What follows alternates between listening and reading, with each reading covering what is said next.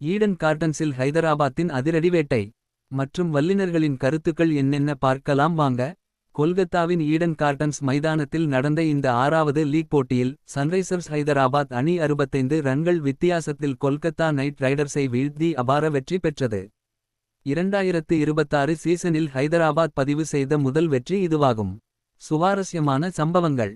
Power play அதிரடி. Toss வென்று முதலில் பந்துவீச்சை தேர்வு செய்த கொல்கத்தாவிற்கு ஆரம்பமே அதிர்ச்சி காத்திருந்தது.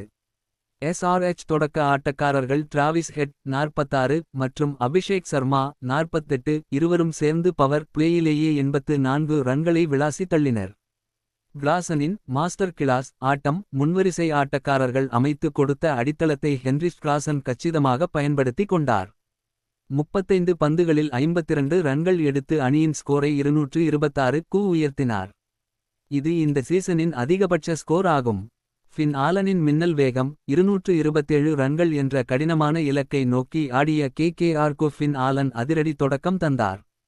தான் சந்தித்த முதல் 6 பந்துகளிலும் பவுண்டரிகளை விளாசி மிரட்டினார். 7 பந்துகளில் 28 ரன்கள்.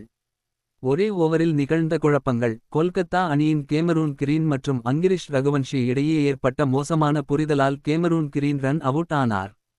அதைத் தொடர்ந்து சிறிது நேரத்திலேயே ரகுவன்ஷியும் அதேபோல ரன் அவுட் ஆகி வெளியேறியது KKR ரசிகர்களுக்கு பெரும் ஏமாற்றமாக அமைந்தது. கொல்கத்தாவின் தோல்வி குறித்து கிரிக்கெட் வல்லுனர்களின் கருத்துக்கள். மத்திய வரிசை பலவீனம். கொல்கத்தா அணியின் டாப் ஆர்டர் சிறப்பாக தொடங்கினாலும் மிடில் ஆர்டரில் விக்கெட்டுகள் சீட்டுக்கட்டு போல சரிந்ததுதான் தோல்விக்கு முக்கிய காரணம் என வல்லுனர்கள் கருதுகின்றனர்.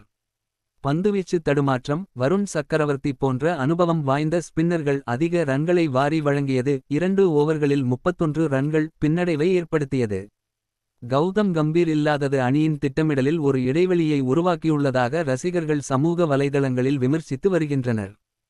ஃபீல்டிங் தவறுகள். 2 முக்கியமான ரன் அவுட்கள் மற்றும் முக்கியமான தருணங்களில் செய்த ஃபீல்டிங் தவறுகள் கொல்கத்தாவின் வெற்றி வாய்ப்பை பறித்துவிட்டதாக கூறப்படுகிறது. வாழ்க்கையாக இருந்தாலும் சரி, கிரிக்கெட்டாக இருந்தாலும் சரி, சரியான திட்டமிடலும் புரிதலும் இல்லை என்றால் வெற்றி என்பது எட்டாக்கனி தான். கொல்கத்தாவின் இந்த சறுக்கலில் இருந்து அவர்கள் மீண்டு வருவார்களா என்பதை பொறுத்திருந்து பார்ப்போம்.